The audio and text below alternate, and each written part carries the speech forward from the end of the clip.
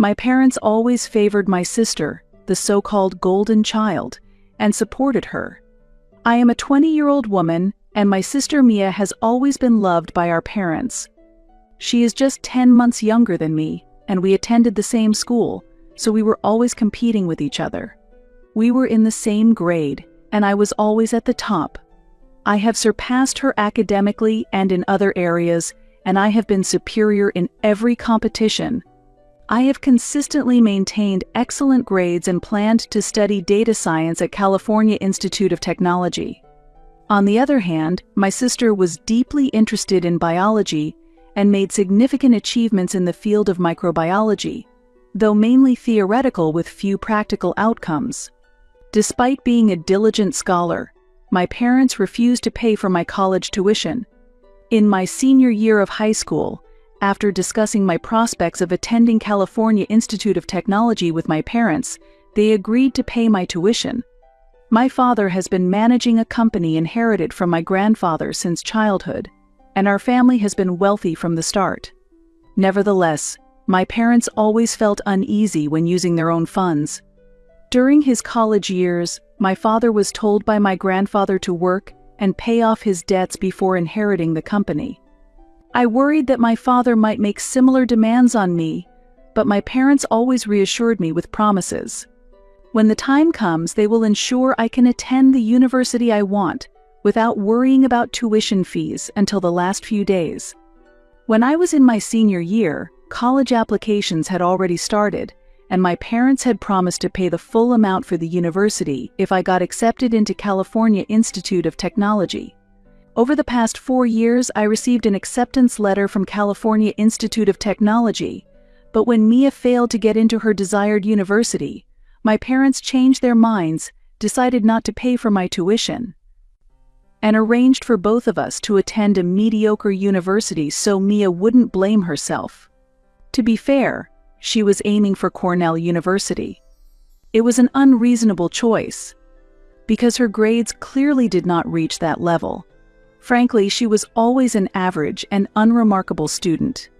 That's not necessarily bad, but she did not strive to progress, and such high hopes only invited failure. And, predictably, it happened. Therefore, when she failed to get into Cornell University and had to settle for another university, my parents asked me to take care of her. Regardless of what she faced, I had no reason to accept that. I proceeded to go to the university of my choice, showing sympathy for her in the best way I could, but I refused to give up hope. If Mia had been kind to me in the past, I might have considered it, but we really didn't get along from the start. Our parents always tried to pit us against each other, and despite my efforts to get along with her, she always thought she was superior to me. It's unclear why she felt that way, but she believed she was better than me. Moreover, our parents treated her as if she were superior to anyone else, further reinforcing her mistaken confidence. I was frustrated, but there was nothing I could do. In my childhood, I often argued with my parents about this issue, but they always emphasized that I was older than her and felt I had to accept reality without jealousy. Therefore, occasionally I confided in my mother's brother, my uncle, because we had a very close relationship. That was the only thing I could do. When my parents asked if I was willing to agree to the terms, I refused. In response, my parents said if I didn't agree, they had no choice but to break their promise and not pay for my college. I was not willing to compromise for my sister's happiness. At that point, I became extremely angry, and it turned into a big fight that day.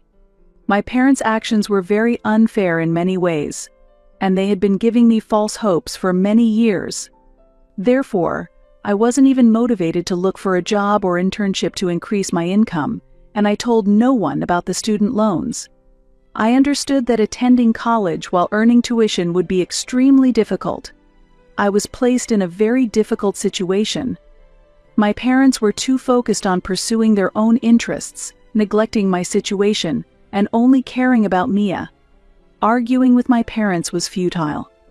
I pleaded with my parents and asked them many times, but they were not convinced. My parents stuck to their position, and believed that me dropping out of California Institute of Technology was an action prioritizing my sister's happiness. I opposed this and argued with my parents that what they were asking of me was not a minor sacrifice but giving up my future, which was unbearable to me. However, my parents did not budge. I spoke to my parents and realized it was a waste of time trying to convince them since they had made their priorities clear from the start. It was a mistake to trust my parents. As a result, I packed my clothes and books and left home that night. My parents did not stop me. That evening, I went to my uncle's house and told him everything that happened. Because I have always been close to my uncle, and he was always compassionate. My uncle repeatedly tried to make my mother and sister understand the situation I was facing and see things from my perspective, but he was not successful. However, that was the last straw for me.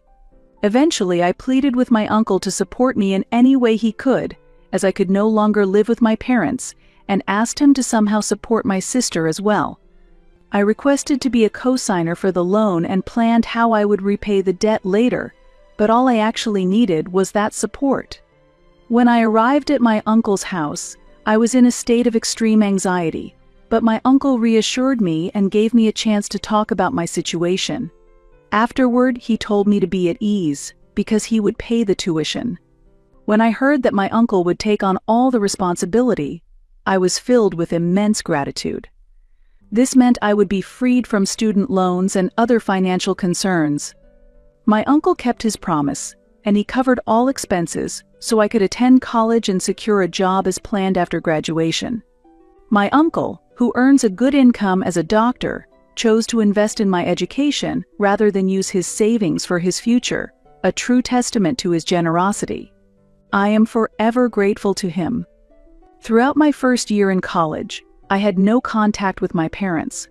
They didn't try to reach out either, but since I continued posting on social media, they must have been aware of how I was doing.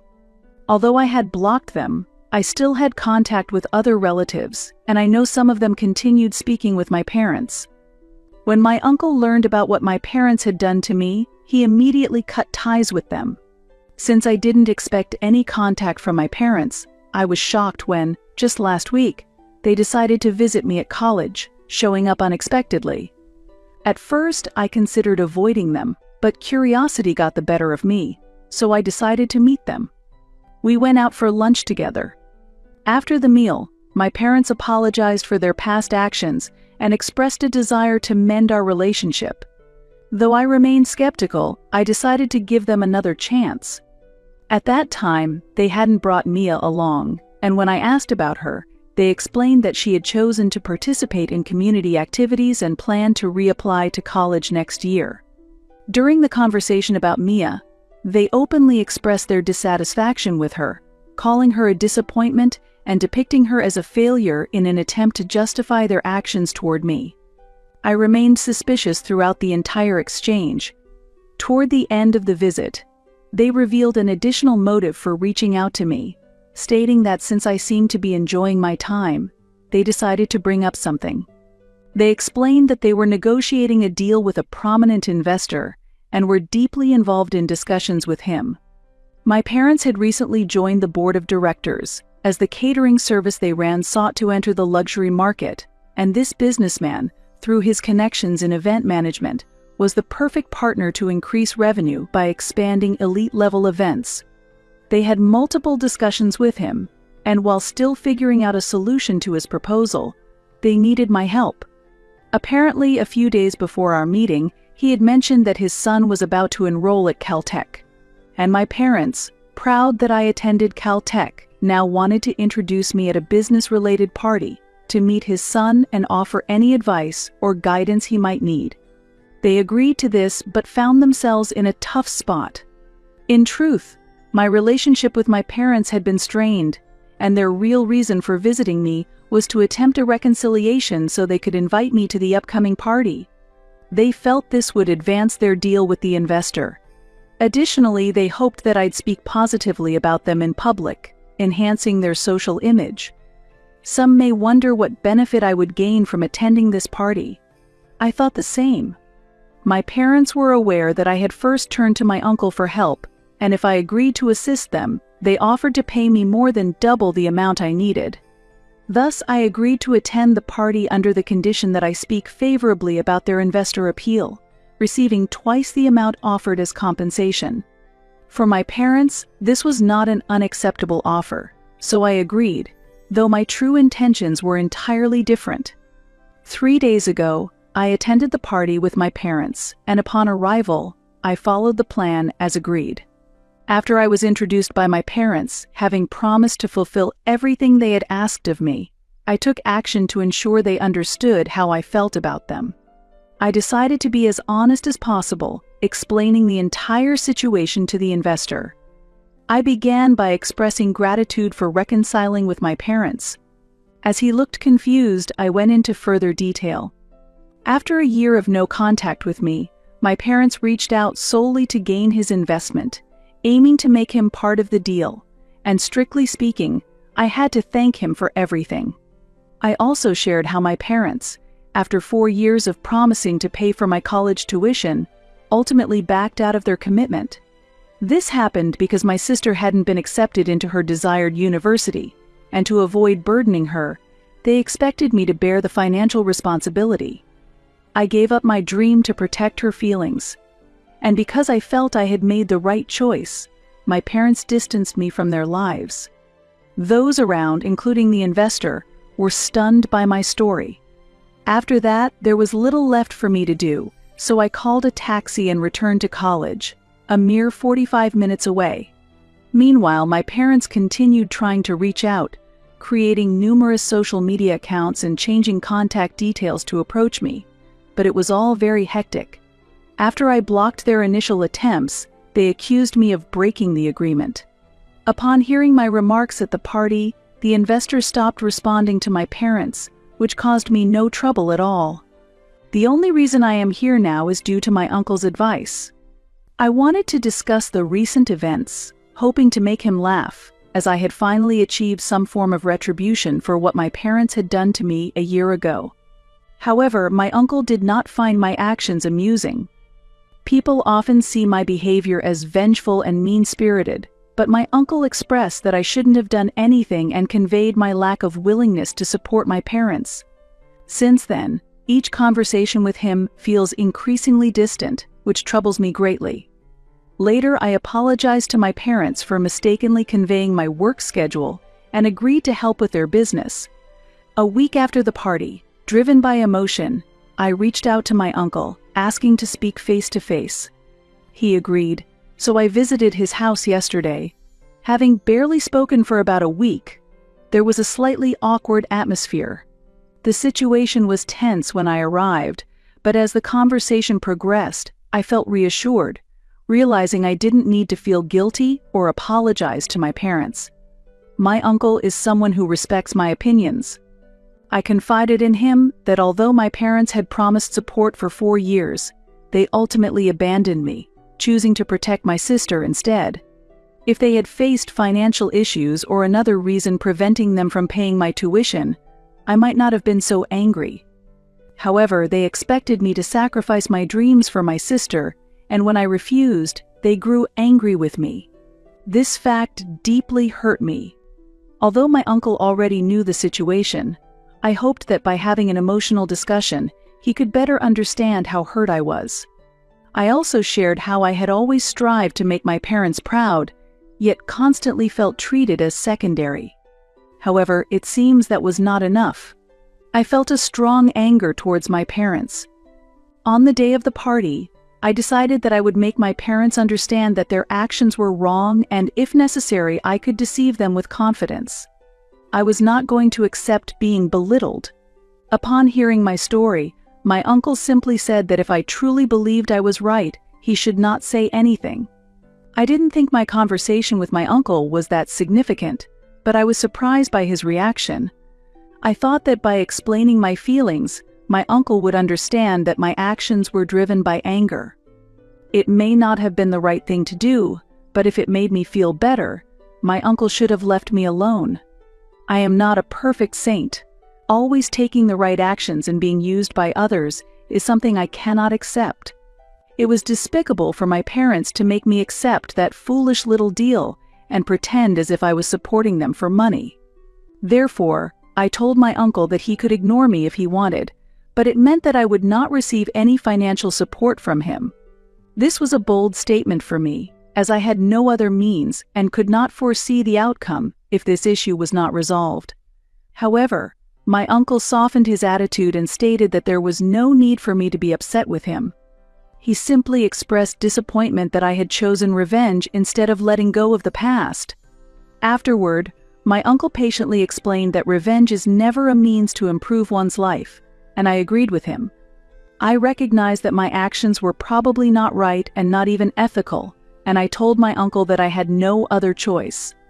After the matter was over, I told myself never to look back, but I could not judge whether it was right or not.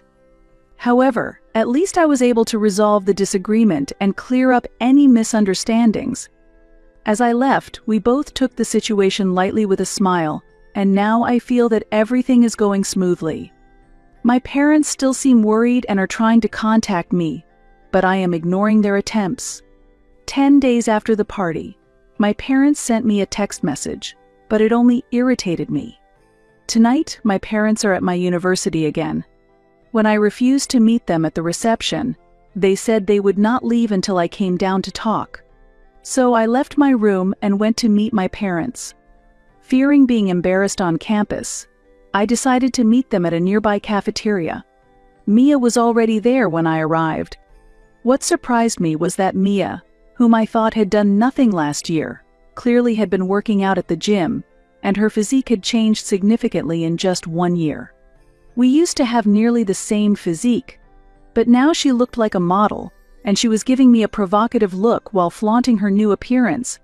Her being there just to intimidate me was partly amusing and partly terrifying. I felt as if she had violent intentions, but fortunately, nothing of the sort happened. My parents had come only to discuss my behavior at the party, but they claimed that everything I had said was utterly pointless. They demanded that I retract what I had made public and post a statement on social media declaring that everything was a fabrication of mine to protect their reputation.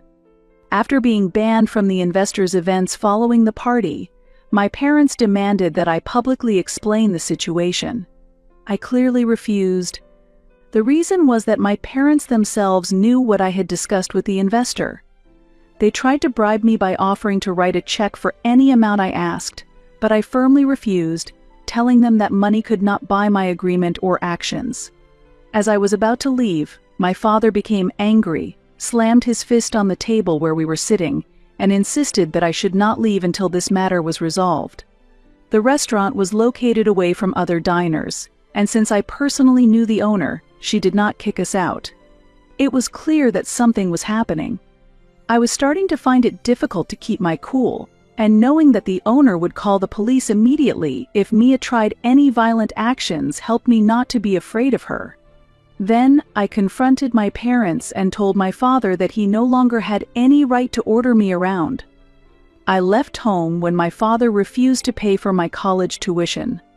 I am now an adult with no need to rely on my parents, and their rules no longer apply to me. During our interaction, my mother claimed, "We raised you, and this is how you repay us," but I immediately denied it. I emphasized to them that what they did for me was their obligation, and I was never treated specially like Mia. My parents always showed biased affection towards her, and I felt it was lacking for me. I always felt alienated, because my parents' attention was always directed towards my sister. After the conversation, my parents could not argue back, and I warned them that if they tried anything unfair, I would call the police and obtain restraining orders against each of them. After that, I left the place. I am now back in my dorm room and talked to my uncle on the phone about today's events. I was convinced that my parents were using Mia to threaten me, and I shared these suspicions with my uncle. I may be overreacting, but I am not willing to take any risks. Therefore, I told my uncle that I no longer felt comfortable with my parents and wanted to apply for a restraining order. My uncle was satisfied with my decision and advised me to contact a lawyer immediately. Filled with doubts, I decided to apply for a restraining order that day, and coincidentally, Mia appeared at my university, demanding to meet again. I chose to meet her in a public place because if she did anything suspicious, it would be captured on camera.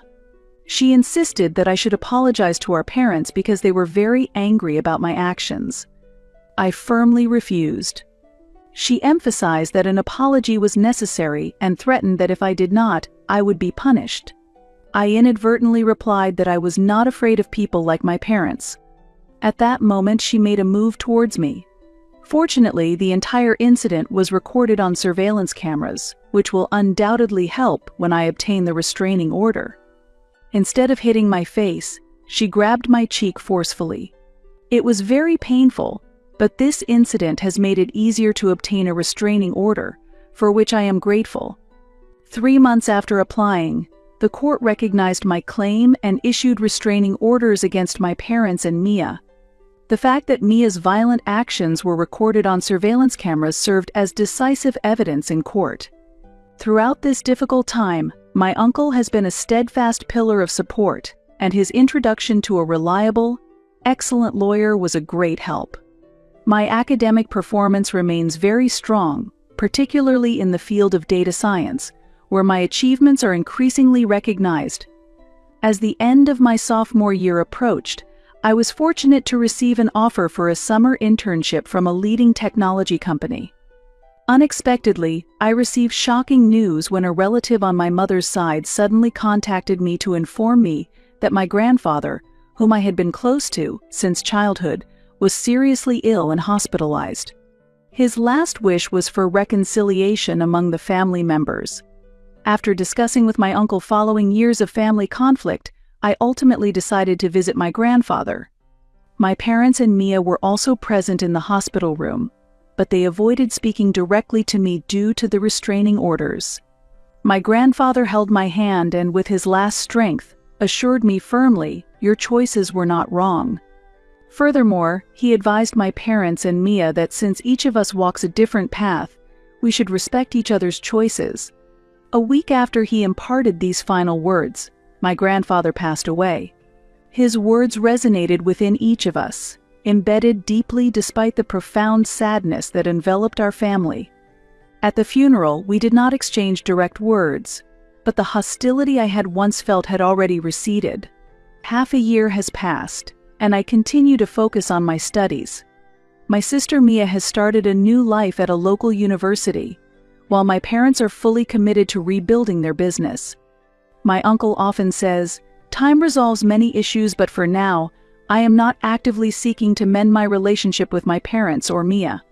However, the intense anger and hatred I once felt have now dissipated from my heart. Currently, I am dedicated to advancing my career development, aiming to establish myself as a specialist in the field of data science.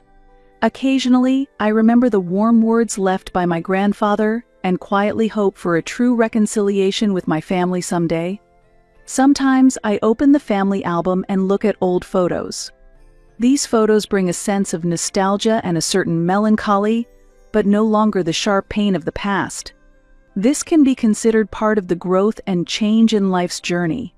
My uncle continues to be a pillar of support for me. His constant support enables me to face challenges and lead a positive life. Starting next month, I plan to cover part of my tuition with my part-time job earnings, marking an important step toward independence.